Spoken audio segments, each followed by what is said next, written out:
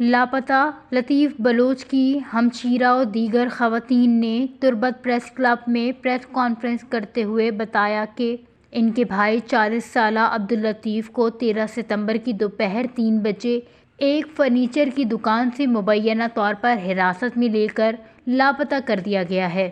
ان کے مطابق عبداللطیف مذکورہ دکان پر مزدوری کرتا تھا۔ اہل خانہ نے پریس کانفرنس میں کہا کہ عبداللطیف کی گمشدگی سے پورا خاندان شدید ذہنی اذیت میں مبتلا ہے۔ بچے، بزرگ اور خواتین انتہائی پریشانی کی حالت میں ہیں۔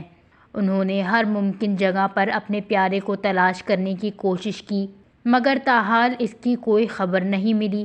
انہوں نے مزید کہا کہ اگر عبداللطیف کو 31 ستمبر تک بازیاب نہ کیا گیا تو وہ احتجاج پر مجبور ہوں گے اور سڑکیں بلاک کر کے اپنا حق مانگیں گے۔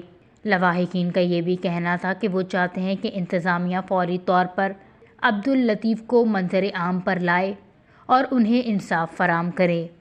وش نیوز، کیچ، بلوچستان۔